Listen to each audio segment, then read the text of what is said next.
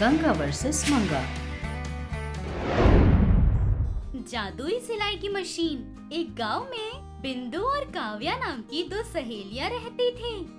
बिंदु अमीर लड़की थी, उसे पैसों का बहुत घमंड था। वो सबसे बेहतर है, सबसे ऊंची है, ये बोलने के लिए ही गरीब ही सही काव्या से दोस्ती कर लेती है। हर चीज की काव्या से तुलना करके काव्या को नीचा दिखाकर बात करती थी। फिर भी काव्या वो सारी बातें अपने दिल पे ना लेकर बिंदु के साथ मिलजुल कर रहती थी। ऐसे एक दिन बिंदु अपनी दूसरी सहेलियों के साथ मिलकर काव्या से मिलती है। काव्या, कल मेरा बर्थडे है, तुम्हें जरूर आना है। वाह, एडवांस में हैप्पी बर्थडे। थैंक्स। बात सुनो, कल ऐसे फटे पुराने कपड़ों से नहीं, कुछ अच्छा पहन कर आना, समझी? अगर तेरे पास नहीं है तो अभी मेरे घर चल, मेरे पास बहुत पुराने कपड़े हैं, दे देती हूँ। Oh no! ऐसे कहते ही काव्या धीरे से मुस्कुराती है। अभी हंसना नहीं, कल 4 लोगों के सामने मजाक मत बन जाना, समझी ना? हाँ। अच्छा, चलती हूँ, चलो।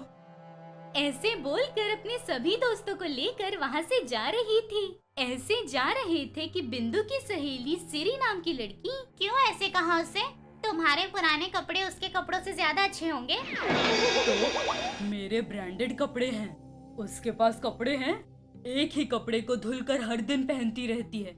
सभी लोग तेरी तरह नहीं होते ना। इसलिए तो उसे मेरे पुराने कपड़े दूंगी कहा, आकर ले सकती है ना? नहीं लेगी, घमंड। उसे घमंड नहीं कहते, आत्मसम्मान कहते हैं। जब पैसे ही नहीं है तो आत्मसम्मान किस काम का? हाँ, चलो चलें। ऐसे बोलकर वहाँ से जा रहे थे। काव्या भी घर आ जाती है। घर आकर रसोई बना रही अपनी नानी के पास आकर, नानी, क्या बेटा? मुझे कपड़े सिलने की मशीन चाहिए नानी।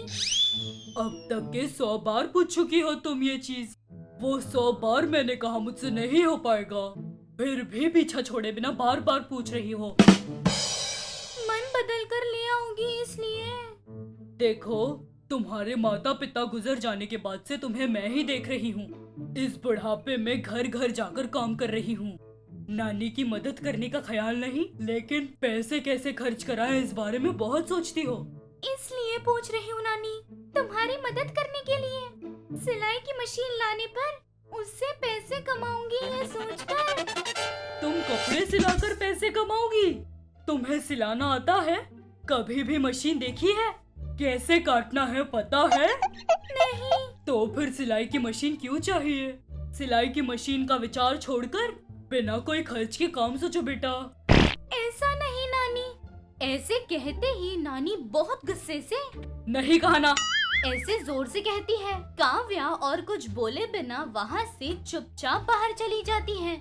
जाओ जाओ, भूख लगेगी तो खुद ही आ जाओगी। वो बात सुनकर काव्या उदास होकर वहाँ से बाहर जाकर चल रही थी। ऐसे चलते चलते गांव के बाहर एक छोटे से तालाब के पास आकर वहाँ पास के पेड़ के पास बैठती है।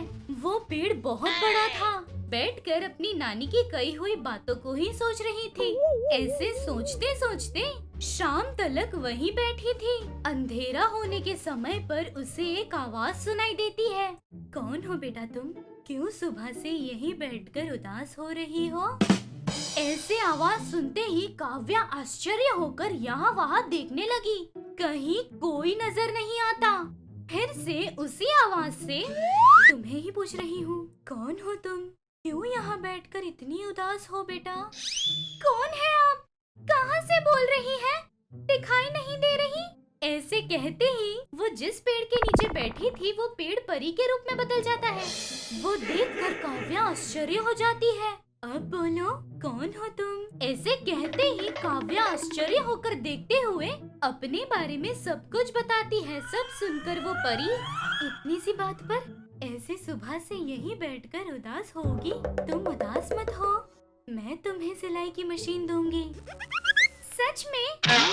ऐसे कहते ही वो परी अपनी शक्तियों से एक सिलाई की मशीन प्रकट करती है। वो देखकर काव्या खुद की नजरों पर विश्वास नहीं कर पा रही थी। सिलाई की मशीन काव्या को देते हुए, ये लो, इससे तुम्हारी सारी तकलीफें कम हो जाएंगी। ऐसे देकर गायब हो जाती है।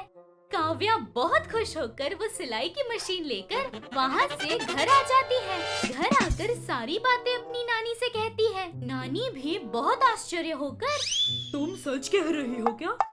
हाँ नानी, चाहो तो ये मशीन देख लो ना तुम, ऐसे दिखाती है। वो देखकर काव्या की नानी बहुत खुश हो जाती है। अच्छा, ये मशीन तो अच्छी है, लेकिन तुम्हें सिलाई नहीं आती ना बेटा, सीखने के लिए पैसे भी नहीं। ऐसे कहते ही काव्या कुछ देर सोचकर, कोई बात नहीं नानी, मैं खुद से सीख लूंगी, ऐसे बोलकर अपने घर में रखा एक कपड़ा लेकर खुद के लिए कपड़ा सिलने का सोचकर शुरू करती है।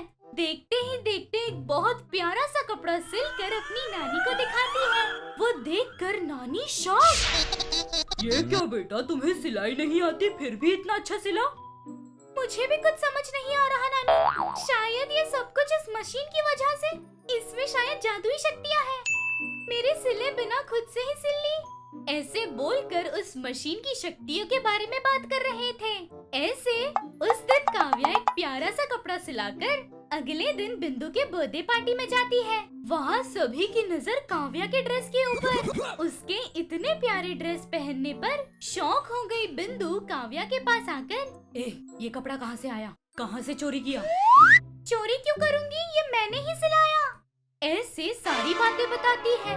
सब सुनकर बिंदु को भी ऐसी ही मशीन ले आनी है, इस बात का लालच जाग उठता है। अगले दिन बिंदु भी काव्या के बताए हुए पेड़ के नीचे जाकर बैठती है। शाम तक बैठने के बाद वो परी प्रकट होकर, क्या बात है, यहाँ क्यों बैठी है, ऐसे पूछती है। सिंधु के पास सब कुछ होने के बावजूद कुछ नहीं है कहकर झूठ कहती है।